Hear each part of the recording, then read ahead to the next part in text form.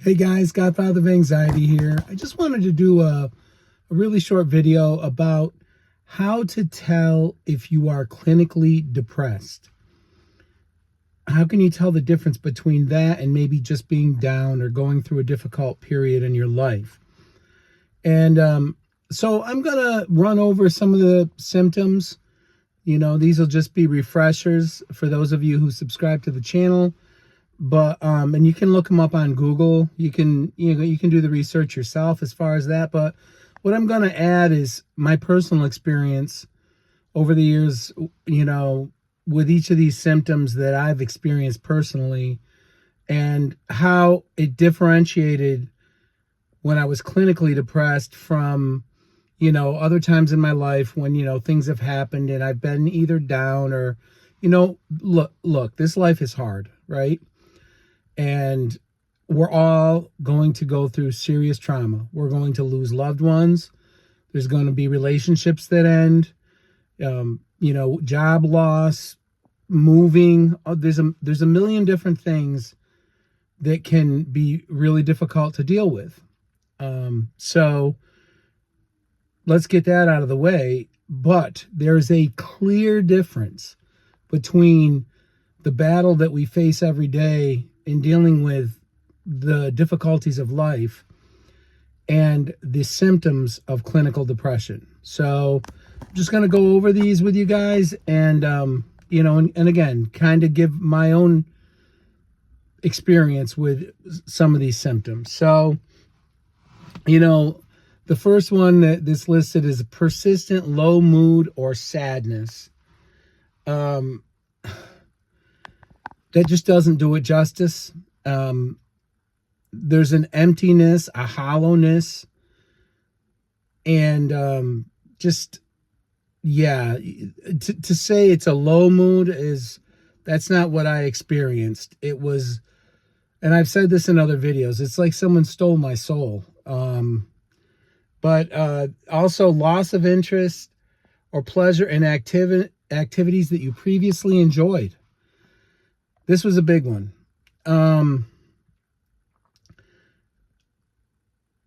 I've always been an athletic guy who enjoyed physical activity. I also enjoy watching sports. I enjoy driving. I enjoy traveling. I have pretty eclectic and diverse interest, and I'm not a homebody. And this was something that I immediately noticed when I became clinically depressed. None of those things that used to bring me joy brought me even a little joy. I would pretend, somewhat for the sake of the people around me, somewhat just for my own sanity, but I could not get engaged in the things I enjoyed. Now, I simultaneously was experiencing anxiety. So, some of this had to do with the fact that, my anxiety was, also interfering in some of these things. But when I was truly clinically depressed, I could care less about any of those things. Any hobbies that I enjoyed, anything like that, brought me zero joy. Music, that's a huge thing that I love. It just didn't do anything during that time. And it's really, really frightening. That's why people don't realize clinical depression, if you've experienced it, you understand why this has led people, to no longer be with us.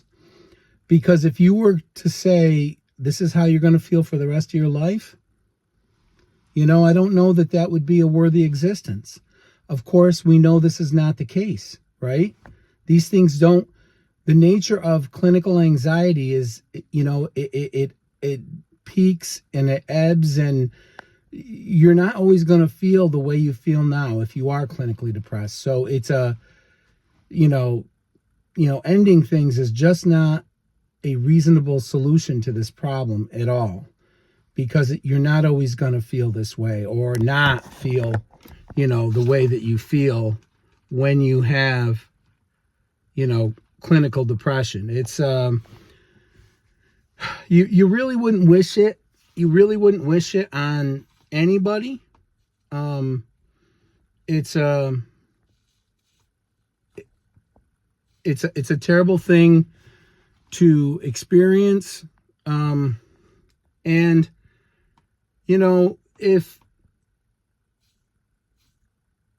if you are going through clinical depression, there's going to be this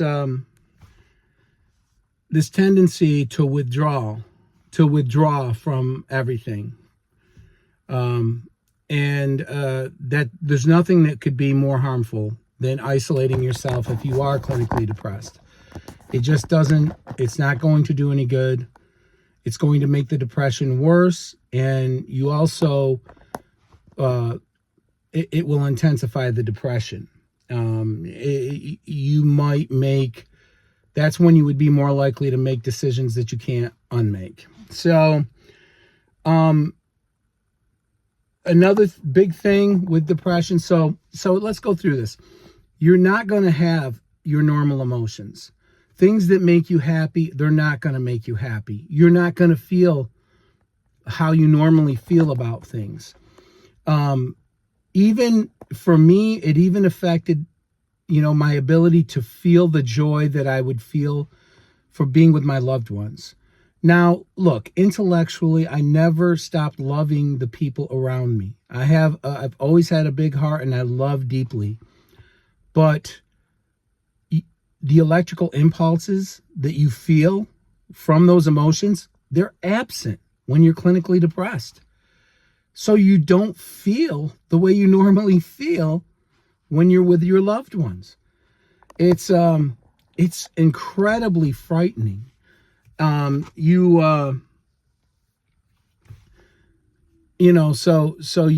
it's like your feelings and your ability to feel has been removed.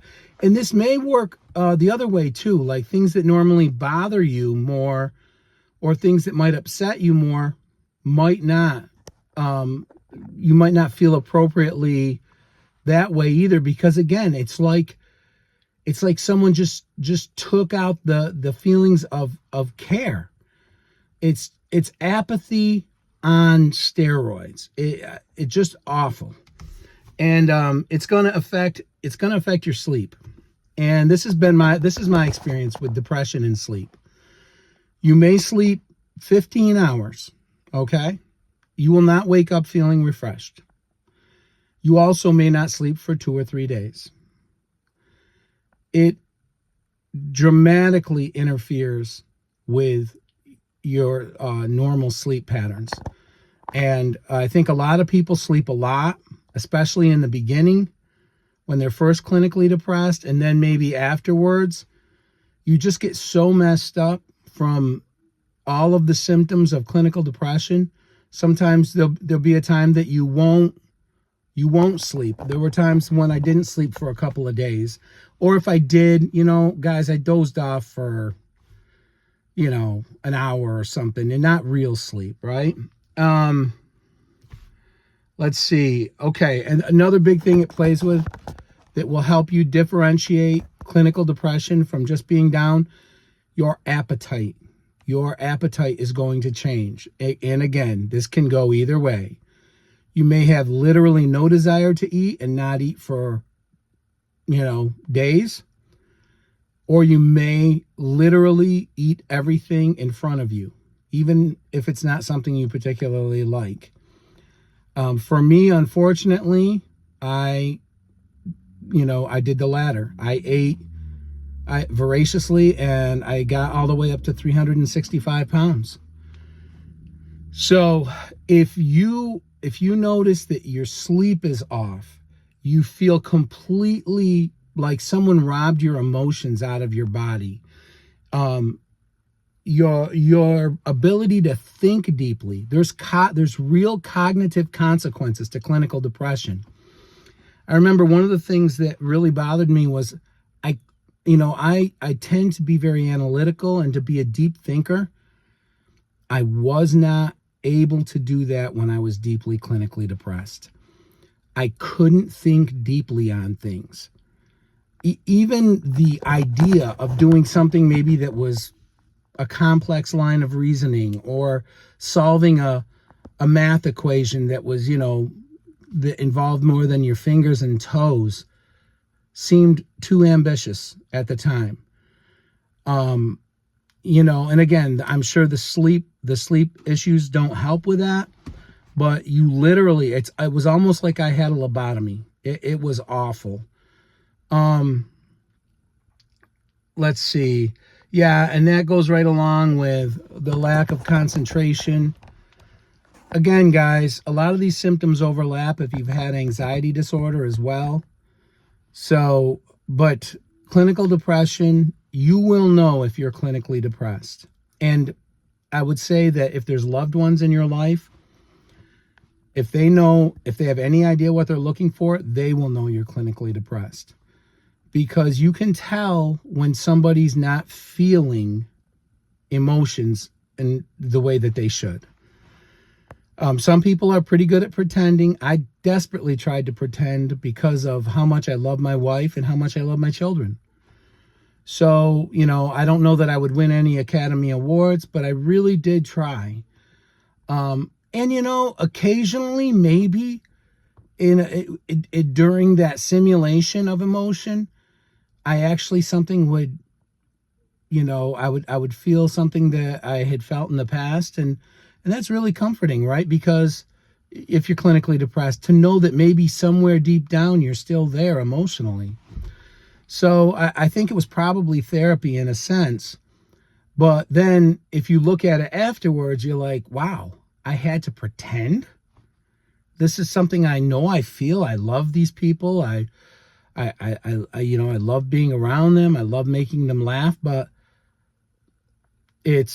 you just aren't feeling things the way you should. And then afterwards, when you're analyzing it, you're like, okay, so, this is really bad. I mean, it's like you start to almost feel like you're a sociopath, and it's really strange that you would feel this way. Okay, and then just a couple other quick things. If you're feeling like this, but intermittently you're having bouts of crying, this was a big one for me, guys. When I was really depressed, I would cry, and for no reason at all. And I would cry like I have never cried as an adult. And you know how, if we're being honest, I can say, before I had these mental health issues, I probably cried 2 or 3 times from 15 to 31, really cried, not counting like tearing up. But since I've had anxiety and depression, I have cried. And if we're being honest, like before I had anxiety and depression, you would feel better sometimes when you cried. I know I would. Sometimes I might cry. I'd have that every 5 years or so. I'd have that big cry out, and I would feel better afterwards. It's like my body needed to do that. My emotions needed to do that. That's not how you feel when you're clinically depressed and you cry. You feel like you're being sucked into a black hole. It amplifies the depression. There's a heaviness that you get. This heavy feeling, emptiness. It's kind of like with a panic attack when you feel like you're fading away and you're dying, except this is emotionally. You feel like your absolute soul is fading away, and there's this heaviness and this despair that's worse, and you can tell we're never supposed to feel it. I mean, even when a loved one dies and you're consumed with grief, that is different than what you feel when you're deeply clinically depressed. It's like you're being sucked into a vortex of emptiness. And guys, if you're feeling this, if you're feeling the things that I just mentioned, you're clinically depressed. You need to seek the help of a mental health professional. You need to get treated for it. Also, as soon as possible, tell someone close to you. Because the thing that I didn't mention that unfortunately ends up being the final straw in this course of clinical depression is the person deciding not to be here anymore. And we don't ever want that to happen to anyone. You know, that the devastation that brings is incomprehensible. And the shame of it is it's something that doesn't need to happen. And it's a temporary state that you're in. It's going to go away. Even without medication, you're not always going to feel clinically depressed, guys. I promise you that. Look at the studies. You don't stay clinically depressed forever. So don't make a decision that you can't unmake. If there's anything you get out of this video, get that out of it. You're not always going to feel this way, okay? So if you feel low, if you're feeling, you know, and again, the duration of how long these things go on is also very important. But if you're feeling any of these things, you know, you're probably clinically depressed. So I just wanted to touch on this. This video's gone a little longer than I wanted it to. Guys, if you are in a bad place emotionally and it's been persistent, get to a mental health professional. Tell a friend. Tell a loved one. Tell someone that you're feeling this way. It's not about pride, guys. It's about being there for the people you love. You don't want this to spiral into something you can't undo. That's just not an acceptable outcome. It's not. So that's why I felt it was important to make the video. Hopefully, you know, you guys realize when you're clinically depressed how important it is to get help, and at least to tell a loved one or someone you trust what's going on. Because they'll, you know, if they have any knowledge of clinical depression, they'll know what's up. It's a pretty big difference between clinical depression and going through a rough period in your life. They're very different things. So thanks so much, guys, for the engagement with the channel. It's been phenomenal. If you know anybody who's clinically anxious, clinically depressed, have them take a look at the videos. I think they'll be really helpful. And guys, until my next video, take care.